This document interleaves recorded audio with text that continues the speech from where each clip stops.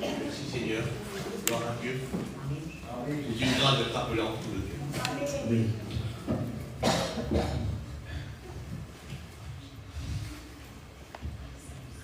Sur ma chaise, et je disais que oui, quelle grâce d'être enfant de Dieu. Parce que ce que nous ressentons,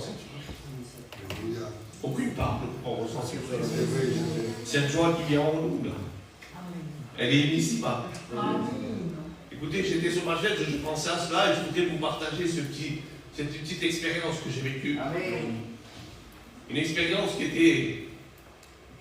était bonne parce qu'elle m'a fait grandir en Jésus. Cette expérience, elle était que j'étais un petit moment dans ma vie que le Seigneur a permis de pouvoir travailler pour Jésus. Pouvoir travailler dans son église. C'était l'époque où l'église de Fréjus avait pris le nouveau local. Et merci Seigneur, le Seigneur avait pourvu à ma vie. Et je pouvais passer du temps avec les frères en train de faire les travaux. Ça a duré comme ça 2 mois. Et dans ces 2 mois, c'était bon, il y avait du bon partage. Vraiment, je vivais quelque chose d'exceptionnel. Et pendant ce temps, je disais que oui, Dieu, ce que tu permets dans ma vie. Mais voilà, il se passe quelque chose. Il se passe quelque chose que dans mon foyer, ça n'allait pas. Ça n'allait pas parce que la propriétaire, elle était au-dessus de ma petite villa que j'avais. Un tout petit, pas de villa, vraiment petit. Et ça n'allait pas. Jusqu'au point où je suis arrivé de dire, madame, qu'est-ce qui vous arrive? Pour la première fois, je ne vous manque pas de loyer. C'était la première fois que je ne manquais pas de loyer, que je payais mon loyer. Je dis, Seigneur, qu'est-ce qui vous arrive, madame? Je ne vous ai rien fait. Et cette femme s'est retournée contre moi. Elle s'est retournée contre mon foyer. Je n'ai pas compris. Alors, vous la paille, c'est pas grave, vous la paille. C'est pas méchant. Non, non. Mais ça a commencé à me perturber à moi. Ça a commencé à me perturber parce que ça touchait le bien-être de mes enfants. Ça a duré comme ça plus de 6 mois. Jusqu'au point où on voulait écraser ma femme en voiture. Jusqu'au point où elle me disait au téléphone, je n'ose plus rentrer à la maison. Allez-vous delante de la casa. Et je disais à ma femme au téléphone, ne crains pas. Parce que l'ennemi se couche à ta porte. Mais toi, tu domines sur lui. Amen. Et lui ne peut pas rentrer dans notre maison. Ouvre la porte et rentre dans la maison. Peu importe ce qu'il y a devant, c'est pas grave. Jusqu'au point où j'avais, comme pardon, pas l'ancienne, pas l'hôtel, j'avais de la poubelle devant ma porte. Jusqu'au point où j'avais plus d'électricité dans ma maison. J'ai dû taper à la porte de mes cousins pour dormir le soir. Et ça a commencé à perturber mon foyer. Ça a commencé à perturber mon bien-être à moi. Et bien plus d'une fois, j'ai commencé à prier au Seigneur. Je lui ai dit, Seigneur, qu'est-ce qui passe? Arrête cette femme. Elle est folle, ça ne va pas. Seigneur, qu'est-ce qui arrive?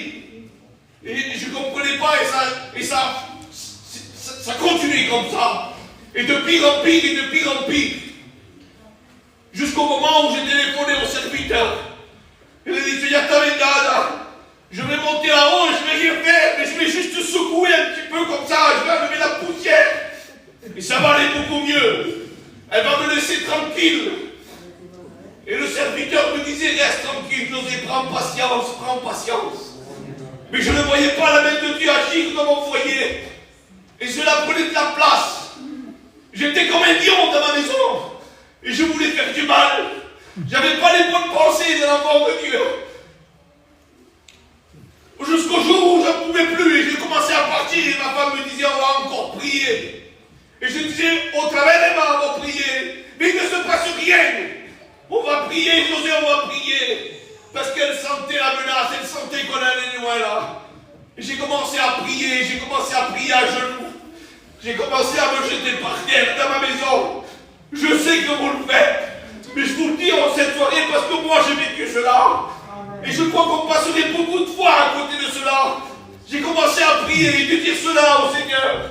Seigneur, je ne vois pas ta volonté. Et ta volonté, j'en avais marre. Je ne savais même plus comment prier. Je ne vois pas ta volonté, Seigneur, comment il faut que je fasse. C'est-à-dire que si je dois comprendre quelque chose à travers cette difficulté, fais-moi le comprendre, Seigneur, je ne comprends pas.